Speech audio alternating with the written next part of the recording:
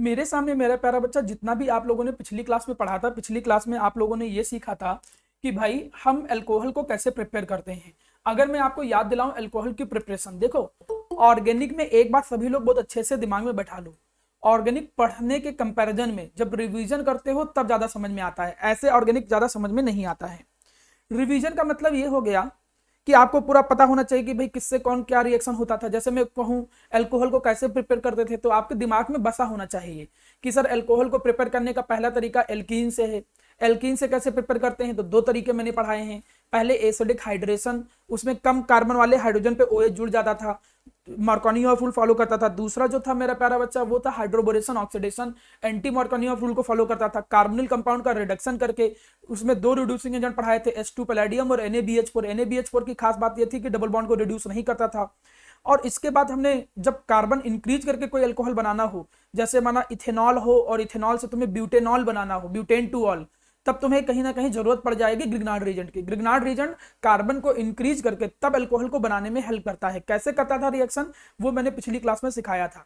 आज हम अल्कोहल के बाद अब फिनॉल की प्रिपरेशन पे आ रहे हैं। जितने बच्चे यहाँ पे हैं उन सारे बच्चों में अल्कोहल फिनॉल ईथर आ रहा है, तो कुछ टर्मिनोलॉजी आप लोगों को समझ में आ रही होगी। ये रेगुलर क्लास नहीं चल रहा है, ये आपके एग्जाम के पॉइंट ऑफ व्यू से कुछ एक्स्ट्रा क्लासेस प्रोवाइड की जा रही हैं, जिसकी मदद से कि थोड़ा बहुत आप एग्जाम में अच्छा कर पाओ। जब हम रेगुलर क्लास पढ़ाएंगे तो प्रॉपर वे में प्रॉपरली सही से पढ़ाएंगे इसको, ठीक है। ऐसे में पीपीटी शेयर करके नहीं पढ़ाऊंगा, मैं जैसे नॉर्मली पढ़ाता हूँ वैसे डिस्कस करेंगे। और हो सकता है तब तक आपकी ऑफलाइन क्लासेस भी स्टार्ट हो जाए। ऑफलाइन स्टार्ट होने का मतलब ये नहीं कि ऑनलाइन नहीं चलेगा, ऑनलाइन प्रॉपर चलता रहेगा, ठीक, पूरे साल। ध्यान दीजिए। हमारे सामने मेरा प्यारा बच्चा देखिए, अल्कोहल की प्रिपरेशन तो तुमने समझ लिया।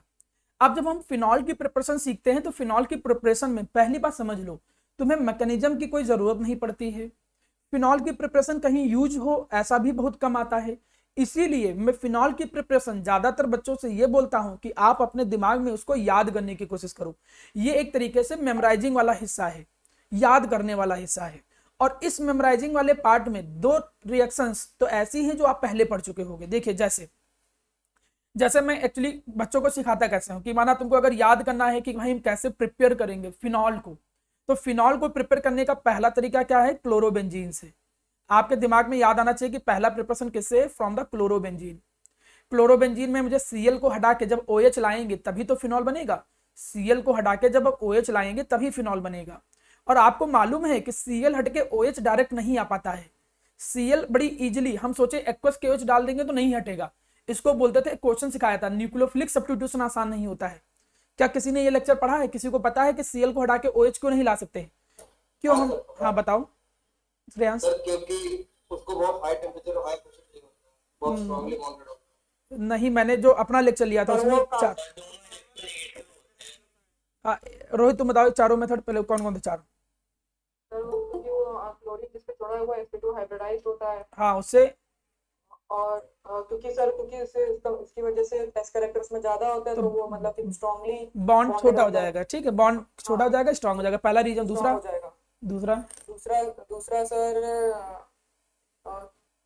ड्यू टू टाइम का ड्यू टू रिजोनेंस। रिजोनेंस के कारण क्या होता था, रेजोनेंस।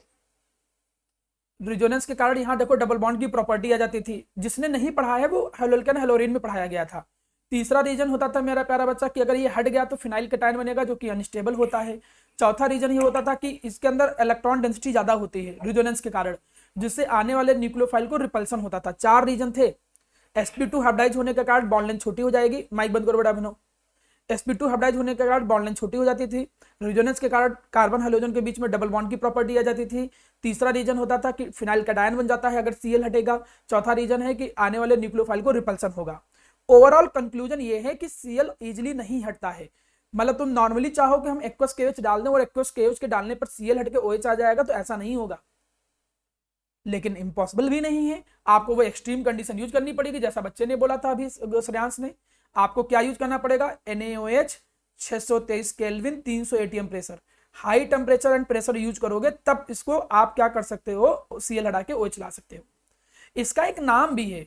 सीबीएसई में तो इन्होंने देखो नाम कहीं नहीं लिखा है, लेकिन ISC बोर्ड में जब आप जाते हो तो इसको डॉ प्रोसेस बोलते हैं, ठीक है। तो मे बी नेम रिएक्शन में इसको यूज किया जा सकता है, ध्यान रखिएगा। तो अगर मैं फिनॉल बनाना चाहता हूं तो फिनॉल बनाने का पहला प्रिपरेशन आपके दिमाग में रहना चाहिए कि क्लोरोबेंजीन या हेलोबेंजीन के अंदर NaOH 623 केल्विन 300 ATM प्रेशर डालने पर फिनॉल बन जाता है। दूसरा मेथड देखिए, दूसरा मेथड जो है दैट इज फ्रॉम ओलियम। ठीक, मतलब हम नॉर्मली किससे प्रिपेयर करेंगे, हम नॉर्मली प्रिपेयर करेंगे बेंजीन से, फ्रॉम बेंजीन। आपने बेंजीन ले लिया, चलिए जी अच्छा बेंजीन हमने ले लिया, ओके। अब आपने केवल बेंजीन लिया है, जब आपने केवल बेंजीन लिया है और आप यहाँ पर लाना क्या चाहते हो, यहाँ पर OH लाना चाहते हो, तो OH डायरेक्टली तो नहीं आ सकता है, लेकिन एक काम कर सकते हो, तुम पहले इसके अंदर ओलियम डाल दो। सर ओलियम क्या बला है, ये तो हमने नाम सुना ही नहीं है। क्लास 10th में शायद तुम लोगों ने पढ़ा हो, खासकर ICSE वाले तो अच्छे से पढ़ते हैं। ओलियम कंसंट्रेटेड H2SO4 को कहते हैं। किसको कहते हैं, कंसंट्रेटेड H2SO4 को कहते हैं, जिसका जो कंसंट्रेटेड वर्जन होता है, जब इसमें पानी मिलाते हो तब H2SO4 बन के आता था।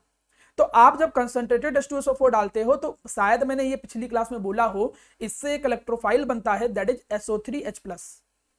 तो यहां पर एक इलेक्ट्रोफाइल बनेगा SO3H+, तो ये SO3H+ हाइड्रोजन को हटा के क्या हो जाएगा, जुड़ जाएगा।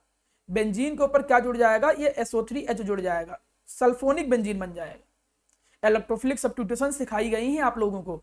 और अगले स्टेप पे जैसे ही मेरा प्यारा बच्चा ये एसिड है और इसमें तुमने बेस डाला, और बेस डाल के जब H+ डालते हो, तो वैसे ही यहां पर मेरा प्यारा बच्चा पहले तो बनेगा सॉल्ट, फिर वो फिनॉल बनेगा। पहले तो ये बनाएगा कुछ ऐसे ONA करके आएगा, सॉरी इधर ये पहले बनाएगा ONA करके कुछ आएगा, और फिर बाद में ये H+ हटा के इसको OH बनाएगा। तो सर इसको फिर आप सिखा क्यों नहीं रहे हो, प्रॉपर मैकेनिज्म क्यों नहीं सिखा रहे हो? वो मैं इसलिए नहीं सिखा रहा हूं क्योंकि इसके क्वेश्चन नहीं आते कभी कि ये रिएक्शन डाल के बताओ क्या बनाएगा, ये रिएक्शन डाल के बताओ क्या बनाएगा। ये जो तुम पढ़ रहे हो फिनॉल की प्रिपरेशन, ये डायरेक्टली यूज होती है। डायरेक्टली कैसे यूज होती है, 2 नंबर में माना क्वेश्चन दे दिया, क्या क्वेश्चन दे दिया, क्वेश्चन आपको ये दे दिया कि बताओ how we will prepare phenol, हम फिनॉल को कैसे प्रिपेयर करेंगे, how we will prepare the phenol, हम फिनॉल को कैसे प्रिपेयर करेंगे। तो 4 मेथड में से कोई भी लिख देना जितने नंबर का है। पहला तरीका, एक डायरेक्टली आ सकता है, जैसे एनसीईआरटी में अगर जाओ तो एनसीईआरटी में ये वाला चौथा वाला मेथड क्वेश्चन में है, एक्सरसाइज में है। एक्सरसाइज में है कि बताओ क्यूमीन से हम कैसे बनाते हैं फिनॉल, तो ये क्वेश्चन हो गया आपका। इससे कोई कॉन्सेप्चुअली क्वेश्चन क्रिएट नहीं किए जाते हैं। ऐसा नहीं है कि उसमें रीजेंट मतलब रिएक्टेंट बदल बदल के पूछेगा बताओ क्या प्रोडक्ट बनेगा, ऐसा नहीं है। ये डायरेक्ट वो रिएक्शन है जिनको तुम सीधे मगिंग अप करोगे, रटोगे कि भाई हम इस तरीके से फिनॉल बनाते हैं। फिनॉल बनाने के 4 तरीके हैं। पहला chlorobenzene NaOH 623 kelvin 300 ATM pressure डाल दो। दूसरा तरीका है बेंजीन के अंदर ओलियम डाल के NaOH ये यूज करके। तीसरा तरीका है ओलियम की मदद से बना के, और चौथा जो है that is benzene diazonium salt से। चलिए देखिए अगला देखो, तीसरा तरीका जो है फिनॉल बनाने का वो क्या है, from the benzene diazonium salt. ये बेंजीन डाइजोनियम सॉल्ट ऐसा नहीं कि पहली बार पढ़ रहे हो, इसको तुम लोगों ने पढ़ा है कहां पर, जब क्लोरोबेंजीन था। क्लोरोबेंजीन में भी तुमने कहीं ना कहीं पढ़ा होगा ये डाइजोनियम सॉल्ट। वहां पर शायद हमको याद है कि तुम लोगों ने वहां पर पढ़ा था सैंडमेयर रिएक्शन। जब सैंडमेयर रिएक्शन पढ़ रहे थे तब ये बेंजीन डाइजोनियम सॉल्ट बनाना पड़ता था, एनिलीन से यूज करते थे। तो एक हमारे सामने तीसरा तरीका है फिनॉल बनाने का, वो क्या है, एनिलीन से। आप अपने दिमाग से ये बात निकाल दो प्यारा बेटा कि इसका कहीं एक्स्ट्रा यूज पड़ेगा कि सर हम मैकेनिज्म नहीं सीख रहे, हम रट क्यों रहे हैं। यहां पर केवल याद करने वाला हिस्सा ही तुम्हारे काम आने वाला है, इसीलिए हम याद करवा रहे हैं। जहां पर कॉन्सेप्ट समझने की जरूरत होगी तो वहां कॉन्सेप्ट सिखाएंगे। तो अब एनिलीन से कैसे प्रिपेयर करेंगे, एनिलीन बोलते किसे हैं, जब बेंजीन के ऊपर NH2 होता है तो उसे एनिलीन बोलते हैं। जैसे ही इसके अंदर नाइट्रस एसिड डालते हैं, HNO2 डालते हैं, तो ये बनाता है benzene diazonium salt. Benzene diazonium salt N2+Cl-। Haloalkane haloarenes में इसको पढ़ाया जा चुका है, इसीलिए मैं इसके बारे में जिक्र नहीं कर रहा हूं। HNO2 नाइट्रस एसिड, इसको ऐसे भी लिखा जाता है NaNO2HCl। काफी बातें उसके बारे में बताई गई थी जब चैप्टर में पढ़ा रहा था हेलोल्केन हेलोरिन्स। अब जब बेंजीन डाइजोनियम सॉल्ट बन गया तो कुछ करना नहीं होता है, इसके अंदर केवल तुम्हें वाटर वार्म डाल देना है। खाली वाटर डाल दो हल्का सा गर्म करके, जैसे हल्का सा गर्म करके पानी डालोगे तो फिनॉल बन जाएगा। मैं एक बात और बता दूं, ये रिएक्शन जब तुम अमीन चैप्टर में जाओगे, ठीक, ऑर्गेनिक के लास्ट चैप्टर में, तब ये रिएक्शन फिर से यूज होगी। और अमीन चैप्टर में जब जाओगे तो बेंजीन डाइजोनियम सॉल्ट पूरा एक टॉपिक है, कैसे डाइजोनियम सॉल्ट बनते हैं और किस किस तरीके से रिएक्ट करते हैं। यहां पे तो उसका थोड़ा सा हिस्सा केवल उठा के डाला गया है, ठीक है। तो ये हो गया तीसरा तरीका। लेकिन इन चारों तरीकों में से जो सबसे ज्यादा मैं मान के चलता हूं कि ज्यादा इंपॉर्टेंट जो तरीका है वो ये 4th वाला है, फ्रॉम क्यूमीन। कई बार मैंने देखा है कि वो पूछते हैं कि बताओ क्यूमीन से प्रिपेयर कैसे करते हैं। तो क्यूमीन का पहले तुम्हें याद करना पड़ेगा फॉर्मूला। जैसे माना किसी ने कहा कि भाई फिनॉल को प्रिपेयर करके दिखाओ क्यूमीन से, तो आप ऐसे याद रखो कि क्यूमीन को हम कहते क्या हैं, क्यूमीन को हम कहते हैं आइसोप्रोपाइल बेंजीन। जब तुम ये याद रखोगे कि क्यूमीन को आइसोप्रोपाइल बेंजीन कहते हैं, तो उससे क्यूमीन का स्ट्रक्चर याद हो जाएगा। कॉमन नेम है, बेंजीन तुमने बनाया और बेंजीन में तुम्हें लगाना क्या पड़ेगा, आइसोप्रोपाइल। आइसो सिचुएशन मैंने सिखा रखा है, ये है आइसो सिचुएशन। तो देखो तुमने आइसोप्रोपाइल बेंजीन ले लिया। आइसोप्रोपाइल बेंजीन जब तुमने लिया तो सबसे पहले तुम्हें क्या करना पड़ेगा, इसके अंदर डालना पड़ेगा, उसको ऑक्सीडाइज करना पड़ेगा। मैं इसका शॉर्टकट सिखा रहा हूं। देखो शॉर्टकट कैसे आया, शॉर्टकट ये आया कि यहां पर जो ये CH है इसको सेपरेट करो, इसको थोड़ा दूर करो। दूर करने के बाद ये जो 2 ऑक्सीजन के एटम है उसको बीच में ले आओ। ठीक है, मतलब ऐसे दिमाग में बनाओ कि ऐसा ही सर ने सिखाया था। तो जैसे ऐसा करोगे तो देखो यहां पर ये आ क्या जाएगा, COOH आ जाएगा, ये बन गया। अगले स्टेप पे मेरा प्यारा बच्चा हम इसमें करते क्या है, मेथड में इसका एसिडिक हाइड्रोलिसिस करते हैं। एसिडिक हाइड्रोलिसिस सर क्या होता है, एसिड की प्रेजेंस में पानी को मिलाना। जैसे मिलाते हो तो इसका भी तरीका मैं बता देता हूं, शॉर्टकट कैसे याद रखोगे। इसको यहां से ब्रेक करो, यहां से देखो जहां से मैं तोड़ रहा हूं, जैसे यहां से तोड़ोगे तो इतना हिस्सा यहां के जुड़ जाएगा, इतना हिस्सा यहां के जुड़ गया। बना क्या, देखो बना ये फिनॉल। और जो एक्स्ट्रा बच रहा है, एक्स्ट्रा यही बच रहा है, इतना ये चीज एक्स्ट्रा बच रही है। इसको अगर प्रॉपरली लिखो तो क्या बनता है, CH3COCH3।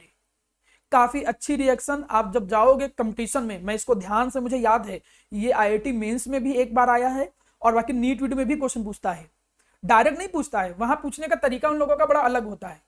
वो जानते हैं कि डायरेक्ट तुम लोगों ने रट रखा होगा, वो ऐसे पूछते हैं कि during the preparation of phenol by cumene which is the by product. कौन यहाँ पर बाई प्रोडक्ट है, तो बाई प्रोडक्ट ये जो है ये कीटोन है, प्रोपेनोन, जिसका कॉमन नेम क्या है, एसीटोन। तो 4 ऑप्शन दे देगा, एसीटोन, एसिटिल्डिहाइड, इस तरीके से 4 ऑप्शन बनाना देगा। और तो आपको किस पे टिक करना पड़ेगा, एसीटोन पे टिक करना पड़ेगा। मतलब क्या है, तुम्हें ये रिएक्शन पता होनी चाहिए थी। अगर रिएक्शन नहीं पता होती पूरी तरीके से तो कंपटीशन में नहीं कर पाओगे। एक बात तुम मेरी बात ध्यान सुनो, ये खास ऑर्गेनिक के लिए मैं सिखा रहा हूं। ऑर्गेनिक में एक बहुत अच्छी बात यह है कि एनसीईआरटी की ऑर्गेनिक कंपटीशन के लिए बहुत अच्छी है। कुछ एक्स्ट्रा चीजें तुम्हें पढ़नी पड़ेंगी, वो है मैकेनिज्म, नेम रिएक्शन, बहुत सारी चीजें। देखिए अगर मैं बात करूं नीट के एग्जाम की और अगर मैं बात करूं IIT मेन के एग्जाम की, तो नीट और IIT मेन के लिए मान के चलो कि 80% ऑर्गेनिक आपकी एनसीईआरटी से कवर हो जाती है। 20% के लिए कुछ ऐसी चीजें हैं जो आपके एनसीईआरटी में नहीं दिया हुआ है, जैसा स्टीरियो केमिस्ट्री काफी ज्यादा अलग से पूछा जाता है। बात नंबर 1, कई रिएक्शन का मैकेनिज्म जो कि नहीं दिया हुआ है एनसीईआरटी में, वो आपको अलग से पूछा जाता है। तो कुछ एक्स्ट्रा टॉपिक तो तुम चाहे ISC बोर्ड की बुक पढ़ लेते चाहे इसकी पढ़ लेते, वो तो तुम्हें वैसे भी पढ़ने पड़ेंगे जब कंपटीशन में जाओगे। लेकिन अगर तुम ISC बोर्ड की जैसे नूतन की बुक देखो तो उसमें इतनी एक्स्ट्रा रिएक्शन दी गई हैं कि तुम कॉम्पिटिटिव अप्रोच में जब जाओगे तो बड़ा कंफ्यूज हो जाओगे।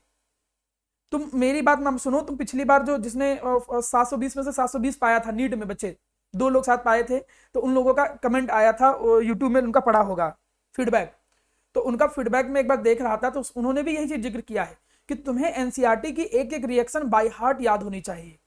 जब एक एक रिएक्शन बाय हार्ट याद होगी तो तुम सीधे आंसर टिक कर दोगे, बिना मतलब के नौटंकी के चक्कर में पढ़ने की जरूरत नहीं है कि भाई क्या बनेगा क्या नहीं बनेगा। तुम्हें ये क्वेश्चन नहीं आएगा कि बताओ बाय प्रोडक्ट क्या होगा, एसीटोन याद है, सीधे टिक के आगे बढ़ गए। चलिए हम मुद्दे से भटक रहे हैं, वो जब कंपटीशन की हम बात करेंगे तब अलग जिक्र करेंगे, अभी मुद्दे पे आओ। मुद्दा ये है कि जो आज का टॉपिक है वो ये है कि फिनॉल को प्रिपेयर करने के 4 तरीके आपने पढ़ लिए। 4 तरीके आपके बिल्कुल जब 4-5 बार दिमाग में लाओगे ना तो याद हो जाएगा। जैसे पहला क्लोरोबेंजीन से, क्लोरोबेंजीन के अंदर NaOH 623 केल्विन 300 एटीएम प्रेशर डाल दिया। बेंजीन के अंदर क्यूमीन डाला, सल्फोनिक बेंजीन बन गया, एसिडिक हाइड्रोलिसिस करा दिया। तीसरा तरीका एनिलीन से डाइजोनियम सॉल्ट लिया, डाइजोनियम सॉल्ट बनाया पहले एनिलीन के अंदर HNO2 डाल के और वाटर वार्म कर दिया, तब बन गया फिनॉल। चौथा तरीका जो था मेरा प्यारा बच्चा वो क्यूमीन से था, क्यूमीन के अंदर O2 डाला और O2 डाल के जब एसिडिक हाइड्रोलिसिस कराया तो उससे आपका फिनॉल बन गया। तो 4 तरीके फिनॉल बनाने के, बात खत्म। इतना ही कॉन्सेप्ट आपको याद करना है और ये हेल्प करेगा तुम्हें। कैसे हेल्प करेगा वो बाद में हम बात करेंगे। चलिए कुछ क्वेश्चन सिखाता हूं।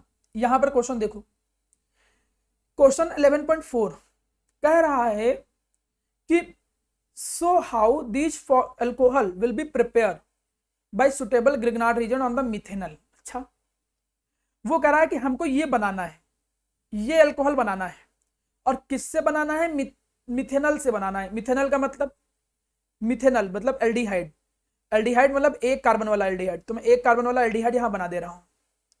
अब कह रहा है मुझे इससे बनाना है, तो बताओ कौन सा सुटेबल ग्रिग्नार्ड रीजेंट हम यूज करेंगे। क्वेश्चन जरूरी नहीं कि सीधे तरीके से पूछे, इस तरीके से भी पूछ सकता है। तो जिन बच्चों को ग्रिग्नार्ड रीजेंट की रिएक्शन नहीं याद है, मैं एक बार दोबारा रिमाइंड कराना चाहूंगा। नॉर्मली तुम्हारे सामने कोई भी कार्बोनिल कंपाउंड होता है, एल्डिहाइड या कीटोन, उसके अंदर जब तुम ग्रिग्नार्ड रीजेंट डालते हो RMgX, तो रिएक्शन होता कैसे था, ये टूटता है कैसे, R- में MgX प्लस में, और ये यहां पे अटैक कर देता है और ये इलेक्ट्रॉन ऊपर शिफ्ट होते थे। जैसे ये ऐसा होगा तो यहां पे देखो बन जाएगा RO-, नीचे देखो R- जुड़ गया। R- जुड़ने के साथ आपको ये भी पता था कि MgX O- के बगल में आता था, पिछली क्लास में सिखाया था मैंने ये। और अगले स्टेप पे तुम हाइड्रोलिसिस करते थे, हाइड्रोलिसिस करने पे सीधे वहां पर होता क्या था, OMgX की जगह पर OH आ जाता था, और देखो ये R-। मतलब अगर तुम रिएक्शन में देखो तो ग्रिग्नार्ड रीजेंट का R- इसके अंदर जुड़ता है। मैं इसको थोड़ा और समझाता हूं, शायद थोड़ा अच्छे से समझ में आए। एक्चुअली प्यारा बेटा, अगर मैं मिथेनल की बात करूं, मैं क्यों ना इसी चीज को मिथेनल के थ्रू समझाऊं, मैं इसी चीज को मिथेनल के थ्रू समझाऊं तो ज्यादा अच्छे से समझ में आएगा। क्योंकि या तो आपको प्रैक्टिस बहुत अच्छे से हो तब तुम क्वेश्चन कर पाओगे, नहीं तो पहले तुम नॉर्मली एक जनरल रीजेंट, ग्रिग्नार्ड रीजेंट को किस में डालो, मिथेनल में डालो। चलिए मिथेनल में डालते हैं, ध्यान दो, हम यहां मिथेनल ले रहे हैं। मिथेनल का मतलब ये हमने लिया, इसके अंदर अब आपको मालूम है कि ये यहां अटैक कर देगा, ऊपर OH आएगा। देखो अब आइडिया लग जाता है, मतलब ये होगा क्या, H यहां पर आ जाएगा CH, ये नीचे देखो R- जुड़ेगा और ऊपर O की जगह पर OH आ जाता है, पूरा मैकेनिज्म के थ्रू। मतलब मिथेनल के अंदर कोई भी ग्रिग्नार्ड रीजेंट डालोगे तो बनेगा ये, बनेगा ये का मतलब R-CH2OH।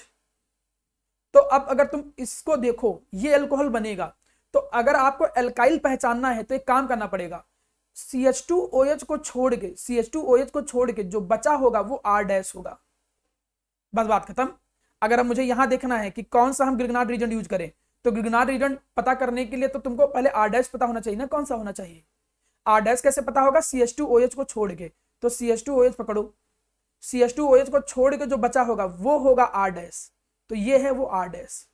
जब R- आपको पता चल गया तो ग्रिग्नार्ड रीजेंट आप बना ले जाओगे। कैसे, वो ग्रिग्नार्ड रीजेंट होना चाहिए ये CH3CH CH3MgX, ये होना चाहिए वो ग्रिग्नार्ड रीजेंट, और सेकंड स्टेप पे हाइड्रोलिसिस होगा। जब ऐसा होगा तभी ये अल्कोहल बनेगा, अदरवाइज अल्कोहल नहीं बनेगा। तो तुमको ये पूछा गया था कि वो कौन सा ग्रिग्नार्ड रीजेंट होगा, तो वो ग्रिग्नार्ड रीजेंट ये होगा।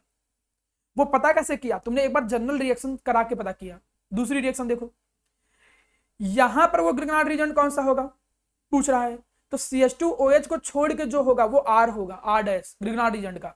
तो अगर वो ग्रिग्नार्ड रीजेंट का R- होगा तो मतलब वो R- ये हो गया, और वहां पर आ क्या जाएगा, MgX, ये है वो ग्रिग्नार्ड रीजेंट। इस ग्रिग्नार्ड रीजेंट को जब डाला जाएगा किसके अंदर, मिथेनल के अंदर डाला जाएगा, तब जाके ये करस्पॉन्डिंग एल्कोहल बनेगा। मतलब ये ग्रिग्नार्ड रीजेंट है जिसको इस मिथेनल में डालने पे ये बनेगा। क्वेश्चन यहां उल्टा है। क्वेश्चन अगर ऐसा होता कि भाई मिथेनल के अंदर ये ग्रिग्नार्ड रीजेंट डाले, बताओ क्या बनेगा, तब तो तुम मैकेनिज्म लगा के कर सकते हो। यहां उल्टी तरीके से पूछा गया है कि प्रोडक्ट ये बन रहा है और मिथेनल के अंदर कौन सा ग्रिग्नार्ड रीजेंट डाला जाएगा जो बनेगा। तो यही तरीका है करने के लिए। ये पॉइंट उन बच्चों को नहीं समझ में आएगा जो बच्चे पिछली क्लास में ग्रिग्नार्ड रीजेंट की क्लास नहीं किए थे या मैकेनिज्म नहीं सीखे थे। तो इसको मैं अभी हटा दे रहा हूं, आगे बढ़ता हूं। यहां कुछ रिएक्शन है जो कि पिछली क्लास की ही है, इसलिए मैं आपके साथ जिक्र कर रहा हूं। देखो क्या रहा है, बताओ क्या बनेगा, ये बताओ कौन सी रिएक्शन है, कोई पहचान पा रहा है क्या बनेगा रीजेंट को देख के, किसी को लग रहा है क्या बनेगा रिएक्शन, देखो पहचानो क्या है। एसिड कैटालाइज्ड, हाँ, ये एसिड कैटालाइज्ड हाइड्रेशन है। तो बनता क्या था इससे, propane two on, propane two on. Propane two all बनता था। ठीक है, हेलो, हाँ सर। सर जितना उसको दे रहे थे उतना पेमेंट करेंगे। हाँ, नहीं तो बैच बंद कर दीजिए। मैं आपसे बात करता हूँ, क्लास भी ले ले रहा हूँ, क्लास ले रहा हूँ, ठीक। अब देखो मेरा अच्छा यहाँ पर क्या है कि ये बनेगा, अल्कोहल बनेगा, और कौन सा रूल फॉलो हो रहा था, मार्कोनी की एंटी मार्कोनी, मार्कोनी बिल्कुल श्रेयस, बिल्कुल सही। मार्कोनी रूल का मतलब OH किधर जुड़ेगा, जहां कम हाइड्रोजन है, मतलब इसका फाइनल प्रोडक्ट क्या बनेगा, CH3, बॉन्ड हट जाएगा और बॉन्ड हटने के बाद OH इधर लग जाएगा, H इधर लग जाएगा, तो इसका फाइनल आंसर ये है। ये सब पिछली क्लास में पढ़ाया था। अगला देखो NaBH4, किसी को पता है NaBH4 का काम क्या है? ईस्टर को रिड्यूस करना। ये ईस्टर को एक्चुअली में क्या करता है, ये ईस्टर को अल्कोहल में रिड्यूस कर देगा। सॉरी ईस्टर नहीं है, मैं गलत बोल गया, मैं पगला गया हूँ। ये तो ईस्टर है। हाँ ये यहाँ एल्डिहाइड नहीं बेटा, यहाँ कीटोन ग्रुप है, ये कीटोन है। तो ये जो NaBH4 होता है, ये पिछली क्लास में बताया गया था कि ये लोग कीटोन या एल्डिहाइड को रिड्यूस करते हैं अल्कोहल में। ईस्टर दूसरा फंक्शनल ग्रुप है, तो कंफ्यूज मत हो जाना कि ये इसको रिड्यूस कर देगा। ये कीटोन होता तो जरूर रिड्यूस करता, लेकिन ये ईस्टर है, तो इतने हिस्से को वो छोड़ देगा, इस वाले हिस्से को वो रिड्यूस कर देगा। और किस में रिड्यूस करेगा, अल्कोहल में रिड्यूस कर देगा। तो एक बार अगर तुमने कॉन्सेप्ट समझ लिया है तो आपका क्वेश्चन कभी नहीं फंसता है। वो केवल डराने के लिए देते हैं बड़ी बड़ी रिएक्शन, बाकी कॉन्सेप्ट वाला सिंपल है। अगला रिएक्शन देखो, ये NaBH4 ये करेगा क्या, ये एल्डिहाइड को रिड्यूस कर देगा अल्कोहल में। एल्डिहाइड को जब अल्कोहल में रिड्यूस करेगा, देखो क्या आएगा, CH3 CH2, यहां आ जाएगा मेरा बच्चा CH3, और ये देखो अल्कोहल में रिड्यूस हो गया। कार्बन कम नहीं होते, कार्बन उतने ही रहते हैं। तो तीनों आंसर आपके सामने आ गए। ये है आपका बुक के क्वेश्चन। अब आगे बढ़ता हूं। मैंने पिछली क्लास की ही रिएक्शन यूज की है, कोई अलग नई रिएक्शन नहीं सिखाई है अभी तक।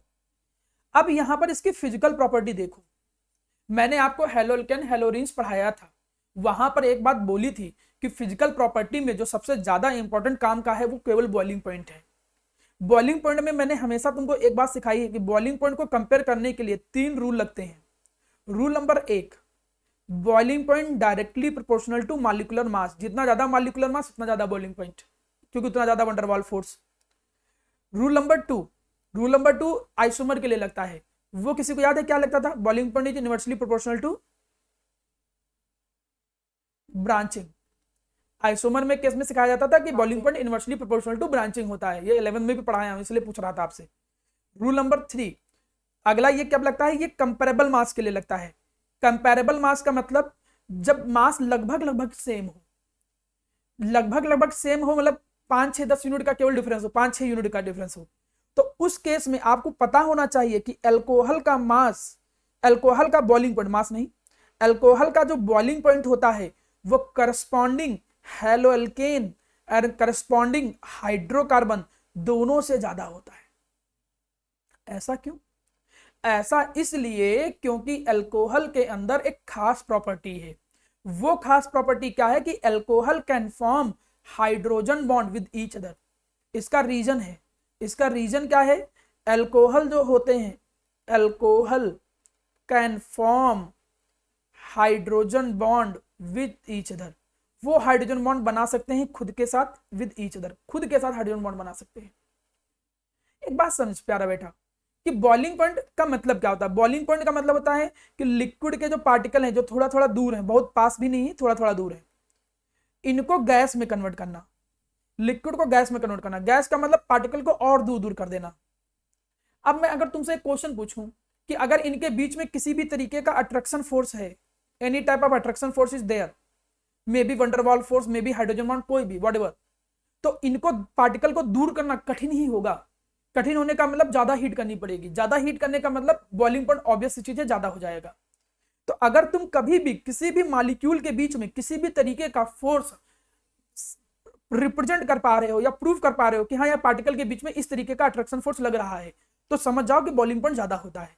यही रीजन है कि अल्कोहल का बॉइलिंग पॉइंट ज्यादा होता है करस्पॉन्डिंग एल्काइल हैलाइड से और करस्पॉन्डिंग हाइड्रोकार्बन से। कब? जब कंपेरेबल मास के होंगे। कॉन्सेप्चुअल क्वेश्चन पूछ सकता है कि बताओ जो बॉइलिंग पॉइंट होता है वो क्यों ज्यादा होता है, किसका, अल्कोहल का, हेलोल्केन या फिर इससे, तो आप बोलोगे कि अल्कोहल जो होते हैं वो खुद के साथ हाइड्रोजन बॉन्ड बना सकते हैं, लेकिन वो खुद के साथ हाइड्रोजन बॉन्ड बना सकते हैं लेकिन अल्काइल हैलाइड या हाइड्रोकार्बन नहीं बना सकते हैं, तो they can form hydrogen bond with each other.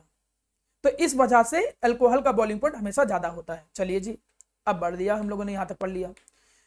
जब इतनी चीज पढ़ लिया तुमने, तो मैं इसकी सॉल्बिलिटी की भी बात करता हूं। सॉल्बिलिटी का भी यही रीजन है।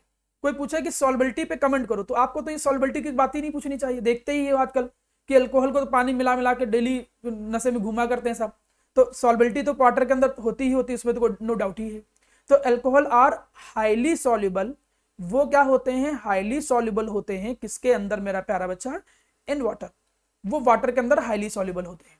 रीजन सेम वही, can form hydrogen bond with water, क्योंकि वो हाइड्रोजन बॉन्ड बना सकते हैं पानी के साथ। जब पानी के साथ बॉन्ड बना लेंगे मतलब पानी में इजीली डिजॉल्व हो जाएंगे। कोई डिजॉल्व तभी होता है जब वाटर के साथ अट्रैक्ट हो जाए। चलिए मैं कुछ क्वेश्चन कराता हूं बॉइलिंग पॉइंट के। यहां बॉइलिंग पॉइंट के देखिए कुछ क्वेश्चन दिए गए हैं। मैं पहले पहला पार्ट कराता हूं, फर्स्ट पार्ट में देखो पेंटेन वन ऑल है पहला वाला, ठीक, मैं इनको नंबरिंग दे दे रहा हूं। इसको मैं दे दे रहा हूं 1 number pentane one all, butane one all को 2nd नंबर, इसको 3rd नंबर, इसको 4th नंबर, इसको 5th नंबर, इसको 6th नंबर। अब मैं इसको कंपेयर करता हूं।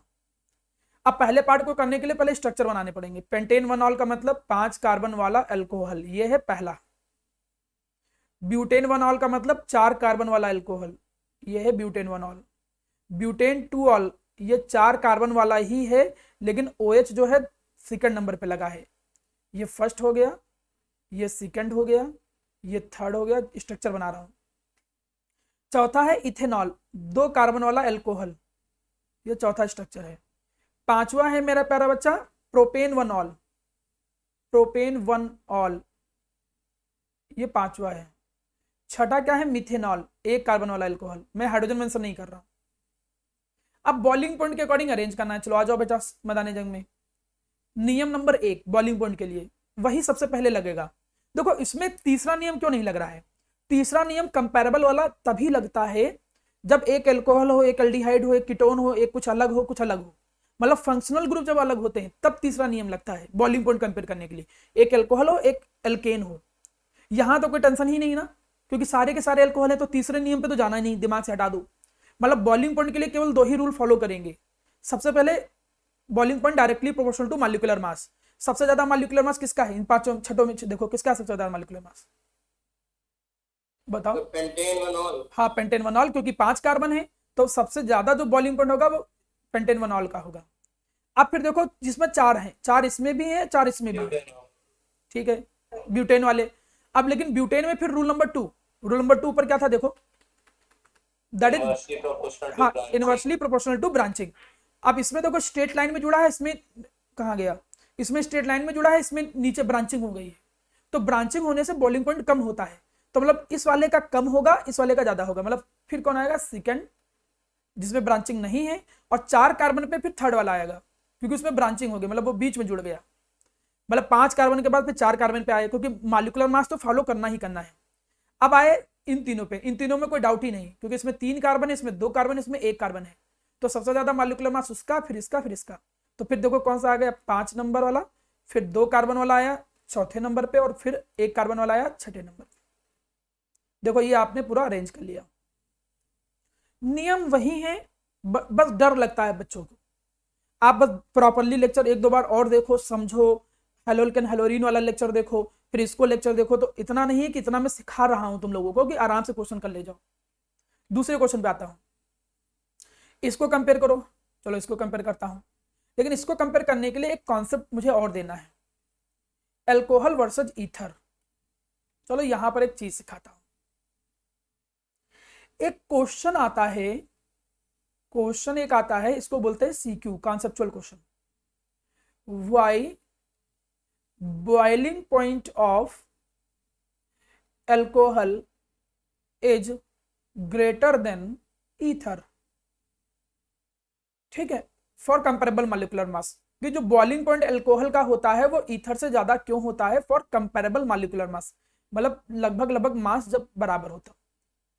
तो हम आंसर क्या देते हैं, पहले आंसर देख लो फिर हम सिखाते हैं। आंसर आप ये लिखते हो कि इसका आंसर देखो ऐसे लिखते हो, आप क्या लिखोगे, alcohol can form hydrogen bond with each other. वो हाइड्रोजन बॉन्ड खुद के साथ बना सकता है, with each other, but ether can not. लेकिन ईथर नहीं बना सकता है खुद के साथ hydrogen bond, ether can not.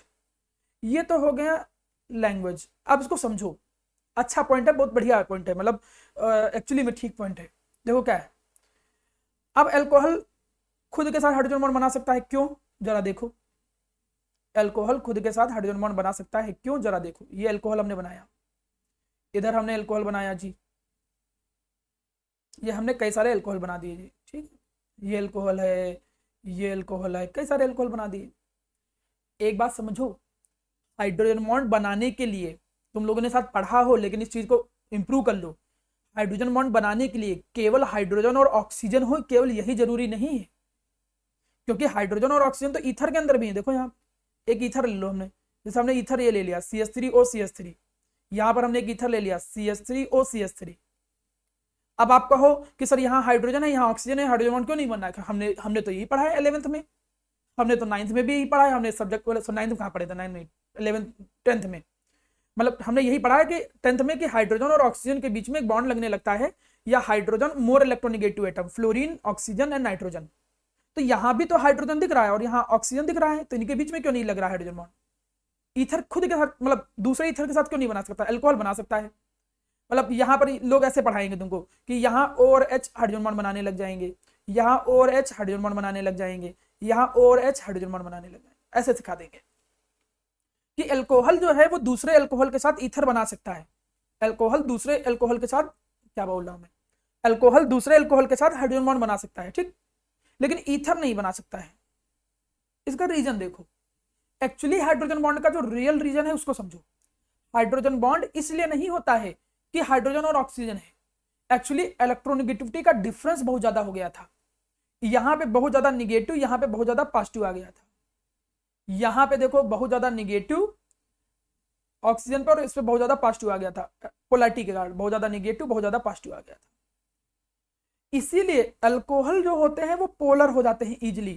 क्यों पोलर हो जाते हैं? क्योंकि इस पे हल्का सा निगेटिव, इसके ऊपर हल्का सा पॉजिटिव हो जाता है। हाइड्रोजन बॉन्ड पोलैरिटी के कारण आता है, पोलर OH होना चाहिए, पोलर OH, खाली OH नहीं। जैसे यहाँ पर अगर देखो, इस पे हल्का सा निगेटिव, इस पे हल्का सा पॉजिटिव, तो इसीलिए हाइड्रोजन बॉन्ड बनने लग गया था। लेकिन यहाँ पे ईथर में क्या था? ईथर में अगर तुम ध्यान से देखो तो ये है कार्बन, ऑक्सीजन, कार्बन। तो हाइड्रोजन और ऑक्सीजन के बीच में, हाइड्रोजन और ऑक्सीजन के बीच में इलेक्ट्रोनेगेटिविटी का डिफरेंस है सफिशिएंट, लेकिन कार्बन और ऑक्सीजन के बीच में थोड़ी डिफरेंस है, जो ज्यादा डिफरेंस ज्यादा होना चाहिए।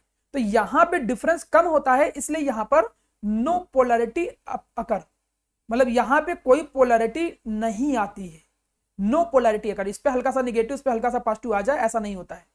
और जब ऐसा नहीं होगा, नहीं आएगी पोलैरिटी, तो फिर वो हाइड्रोजन बॉन्ड बना भी नहीं पाएगा। एक ईथर दूसरे ईथर से नहीं बना पाएगा हाइड्रोजन बॉन्ड, भले हाइड्रोजन है, भले ऑक्सीजन है, लेकिन तब भी हाइड्रोजन बॉन्ड नहीं बना पाएंगे।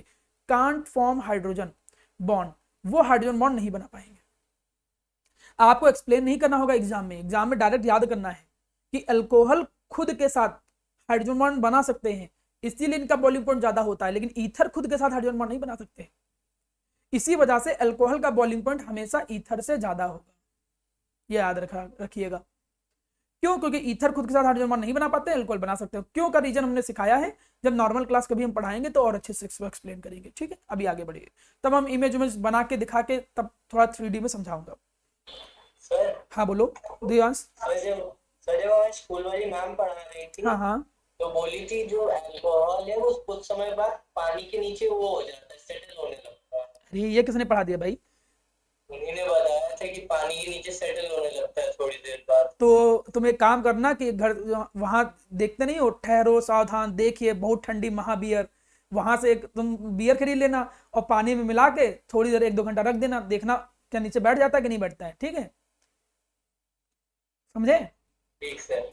और अगर ना बैठे, नीचे सेटल डाउन ना हो, तो वही बोतल लेके जाना, कहना मैम देखिए हमने अभी दुकान से भी बिल्कुल ताजा ताजा खरीदा है 2 घंटा पहले, लेकिन नीचे सेटल डाउन नहीं हो रहा है अल्कोहल।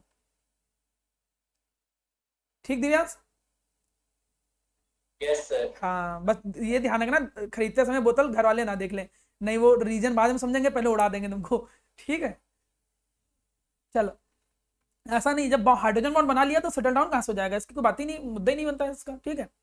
चल, तो ये चीज समझ में आ गई, आगे बढ़ते हैं जी। अब एक्चुअली इसको बताने का रीजन क्या था, यहाँ पे देखो एक ईथर आ गया था शायद, हाँ ये देखो इथॉक्सीथेन, कंपेयर करते समय, इसीलिए हमको अल्कोहल और ईथर के बीच में कंपेयर करना पड़ा। अब बी वाले पार्ट को करते हैं, बी वाले में इसे फर्स्ट मान लेते हैं, इसे सेकंड मान लेते हैं, इसे थर्ड मान लेते हैं, इसे फोर्थ मान लेते हैं। ठीक, कंपेयर करो, बी वाला करते हैं। अब बी वाले में देखो, पहले है पेंटेन वनॉल। पेंटेन वनॉल का मतलब 5 कार्बन वाला एल्कोहल फर्स्ट।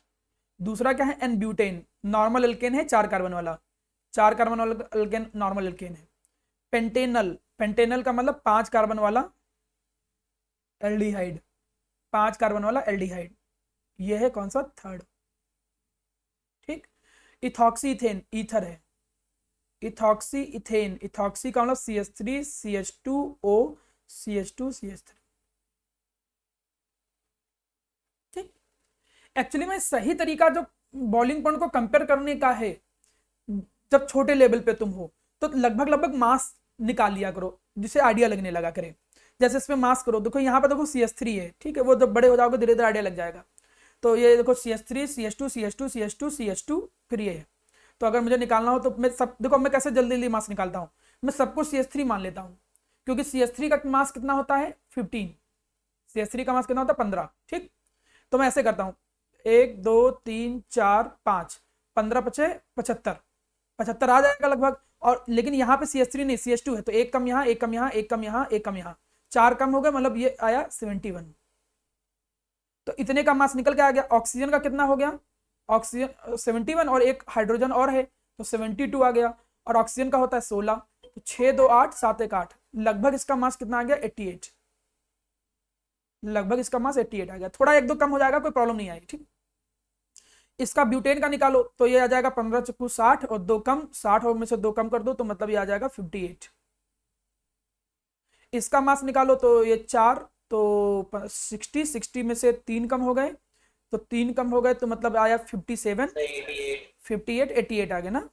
ठीक है, यहाँ इस वाले का निकालो, देखो इसका कितना आ रहा है, इसे भी 88 ही आएगा शायद, नहीं 88 नहीं आएगा, 5 नहीं है, ये कम आएगा।